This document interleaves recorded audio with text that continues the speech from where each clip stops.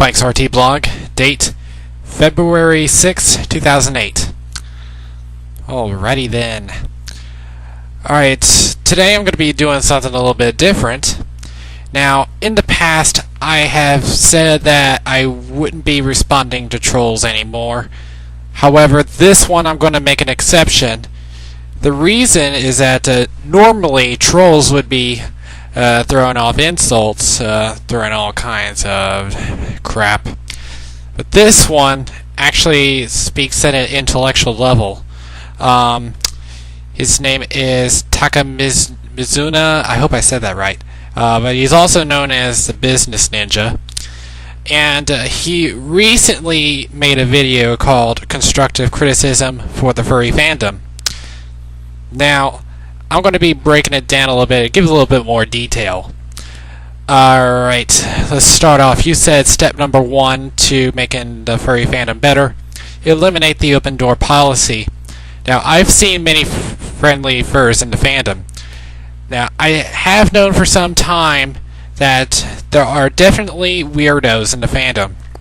Now, like you said with bestiality, this is something I don't condone, because bestiality is wrong. I've already said in past videos. Pedophiles, definitely ones we shouldn't be accepting in the fandom. Now, if you think about it, pedophiles, if there was one at a fursuit interacting with kids, think about what would happen. I'll let you think about that on your own. But even though these weirdos are a very small minority of the fandom, it is enough to taint our image. So eliminating the open door policy would definitely make the fandom a lot more friendlier to us furs. So I do agree with you with that. Number 2, you said find a balance between freedom of speech and total authoritarianism. Now, I have heard stories about this. There are furries that don't want to be treated as being an outcast. Now, my view on this is that people have the right to their opinion, even those that know the truth about the fandom and don't want to participate in it. Now, where I draw the line is when people that hate the fandom for a reason starts throwing insults and hate speeches. Now, that's when I say, okay, that's enough. If you don't like it, leave it. Other than that, I have no problem with being criticized like the way you are, as long as it's at an intellectual level. I just hope that the other furries that don't like being criticized can understand that criticism can actually help the fandom. Because with criticism, we can take a step back and we can see where we have a problem and fix it. Number 3, you said cohesion and a solid group identity is vital to the survival of any subculture. Now, since I've joined the fandom, I've heard many definitions of what a furry is. Now, what I define it as is someone that is a fan of anthropomorphic animals. But I have heard others say that it is an alter ego of their human selves or a spirit of an animal that's within them. The thing about it is that some of these definitions are being confused with other kinds of things like theory-anthropy, with the thing about the spirit of an animal being with you. Now, we do need one solid definition, and I do it by the basic definition, which is anyone that is a fan of anthropomorphic animals. So hopefully we can, yeah. Then number 4, you said to find a leadership and hierarchy within the fandom. I'm not sure if we do have a group that leads the furry fandom. I assume that we don't, since I haven't heard a thing about it. I'll have to check on that, but yes, we do need a leadership. Then number 5, you said better public relations. We do reach out to charities such as animal shelters.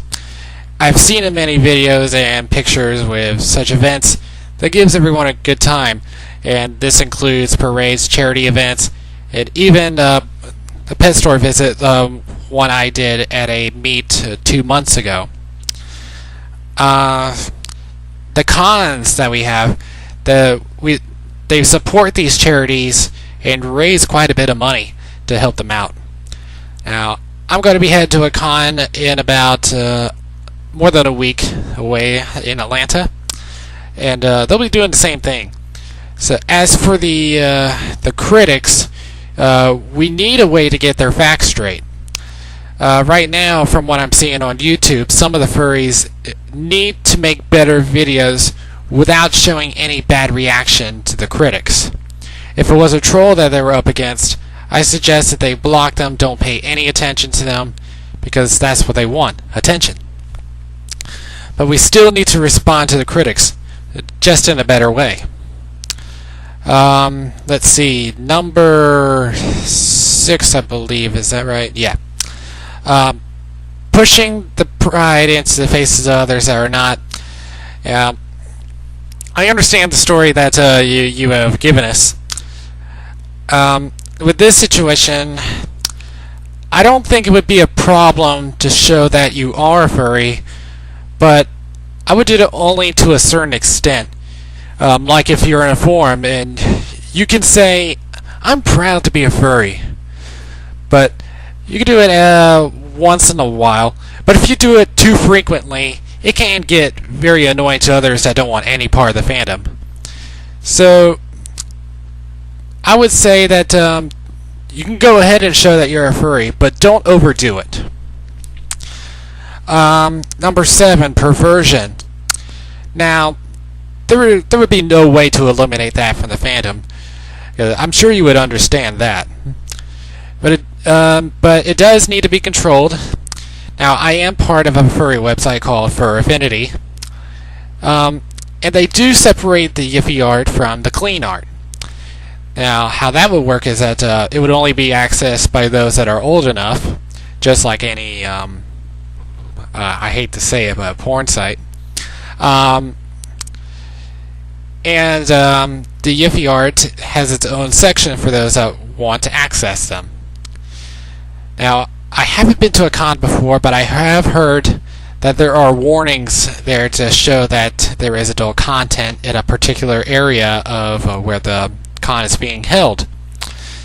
And plus, I believe they have ways to keep the minors out of those particular areas. There are ways to improve them, though. And finally, you said grow a thicker skin. Now, I have said before that the furry war was a stupid idea. Now, it is obvious that some of the furries here on YouTube have to control themselves. Now, when I first discovered trolls, I defined them as those that didn't understand the furry fandom. But then as time passed on, so I would respond to them without ever really knowing what they wanted. And then I defined them as cyberbullies that laugh at others' pain.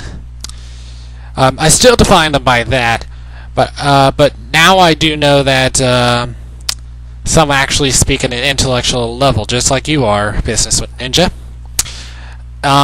Those I would be willing to respond to. Now, if I see any trolls that throw insults, I block them and report them as bullying. To tell you the truth, I wish there were more people like you, Business Ninja. My reasons for that, you don't throw insults, not as much anyway. You speak with facts as if you did research.